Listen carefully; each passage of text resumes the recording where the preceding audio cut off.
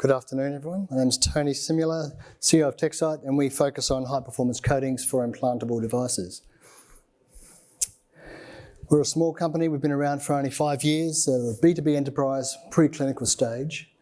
And we, as I said, we develop medical coatings that can be applied to implantable devices. We've raised about $2.5 million in seed capital and about $1 million in non-dilutive grant funding. Now, our focus is really around microbial biofilms. Hospital-acquired infections account for a substantial amount of cost burden on the US health budget each year, up to $25 billion a year, just to manage the complications from these infections. And about 25% of all HIIs involve implantable devices, whether they be an orthopaedic implant or even a catheter. And where there's an infection, there's biofilm. And where there's biofilm, there's often the risk of a very long-term and chronic infection, because once biofilm is formed, antibiotic treatments cannot remove the biofilm. And typically the device that's affected needs to be removed. Now, where it's a catheter, that's quite simple, but where it's an orthopaedic implant, that's quite a serious impact on both the patient and the cost to the healthcare. And of course, the excessive use of antibiotics to treat these conditions exacerbates the problem that we have with antimicrobial resistance, which the WHO has listed as a top global concern for the future. And so the infections, as I said, can affect a wide variety of different implants, but just take central venous catheters, for example. There are over 250,000 infections in the US alone each year. Now, these patients are often in acute care conditions with comorbidities, and so the mortality rates are quite high, up to 10 to 20%. As I said, the burden on the healthcare budget is quite high. The industry has tackled this problem by using antimicrobial coatings on these devices. Now, there's been some limited success, but of course, the presence of some of these chemicals on these coatings can lead to local irritation, where the catheter needs to be removed and replaced. And as I said, the excessive use and exposure to antimicrobials does exacerbate the problem of antimicrobial resistance. Now, if you look at orthopaedic implants, for example, antimicrobial coatings are not possible because osseointegration is so critical to the effective treatment with these implants. And if you inhibit that process using these coatings, then you fail in terms of treating patients with those implants. Again, the impact on the healthcare budget is quite high, and so we're limited by the option of what biofilm-resistant coatings or anti-infective coatings can be applied or used for those sorts of treatments. And we think we have a solution. And this is a drug-free medical coating. It's based on a peg-like structure, and it's a hydrophilic coating which forms a barrier on the surface of your device. And it prevents the bacteria from ever adhering, and therefore you prevent the formation of biofilm. So if you don't allow the biofilm to form, the chronic infection won't persist. But it also prevents proteins and platelets from adhering to the surface. And there are a number of features, and I'll draw upon the first one. That is, it's very, very thin. It's 5 nanometers, no more, and therefore it won't interfere with the three-dimensional structure that you're trying to coat, and also the fine topography, if there is some, that you have to be aware of. And as I said, importantly, it's a drug-free approach to treat this condition. Now, does it work? Well, here we have some evidence using a number of microorganisms, and we can show that we can inhibit the adhesion of microorganisms binding to the surface. Now, there's a 4 or 5 log reduction that we see here. Now, bear in mind, this is a non-active, so we're not trying to kill the bacteria.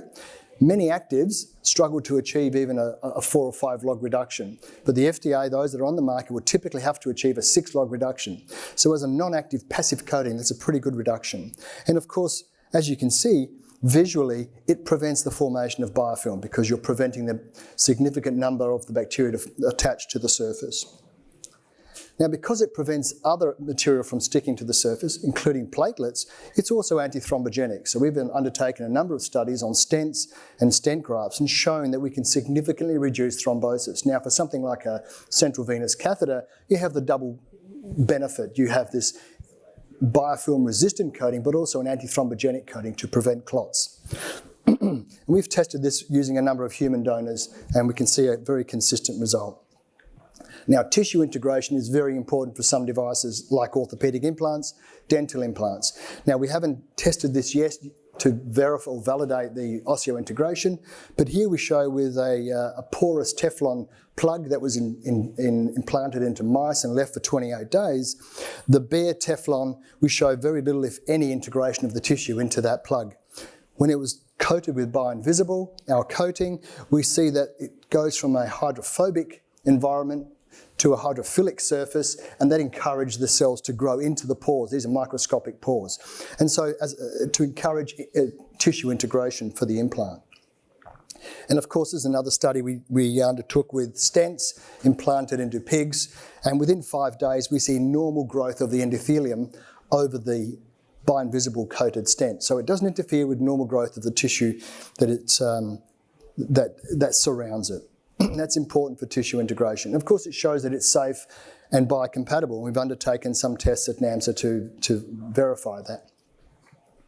So we see some really important value propositions for bioinvisible. Because it is drug-free, you're not exposing the individual to chemicals and antimicrobial agents that can cause adverse reactions, particularly local irritation, say with catheters. Of course, if we can reduce infection and the biofilm that causes infection, end up with a better quality of life for the patient. For the manufacturer, we're able to then produce safer devices that are less likely to fail because of complications like thrombosis and infection. And we believe we can offer market differentiation for our commercial partners. From a healthcare perspective, obviously you're reducing that burden of having to treat patients with these complications.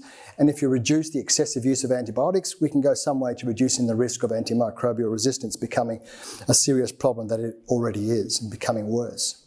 So we're starting out with some low-hanging fruit and simple targets. We've got some companies at the moment evaluating bioinvisible on their central venous catheters, and we'll move to more complicated and more challenging devices like orthopaedic implants. We've already approached some orthopaedic companies and we've got some really good interest there, and we hope to engage them to evaluate bioinvisible on their implants. And as we move, we can see a potential for bioinvisible to be a platform technology and be able to coat a number of different implants and treat different conditions, primarily infection, but also thrombosis when we get to stents and stent grafts, for example. And we see a number of different revenue streams for the company. Obviously, the typical tech transfer and licensing model, but also an opportunity for us to coat on behalf of some of the companies where they are not able to provide the coating or apply the coating themselves in their own facility. And we think over time we can have a large chunk of that total addressable market, which is at the moment over $400 million and growing quite rapidly. We have an experienced executive team and a very experienced non-executive board, each entrepreneurs in their own right with successful exits. And we have industry advisors who have provided insight for us to target the appropriate markets, but also to open doors and allow us to engage with the right target companies and those individuals in those companies to generate traction and interest for our technology, because we are and do require that we partner with these companies to get the product to market. So we are seeking commercial partners. We think we have a unique coating with good IP protection, and we think we can offer our commercial partners some market differentiation. And maybe over time, if we're in enough products, we can take the Intel model and have a little TekCyte inside logo on many of these products. Of course, we're seeking equity capital up to $2 million that will give us a 24-month runway. Of course, we need to complete a lot of in vivo validation of our opportunities and applications. As I said, we are still very early. We're also looking to validate new opportunities. We see potential for a broad range of device applications. And then also look to scale up the process to meet the regulatory and manufacturing requirements. So thank you for your time.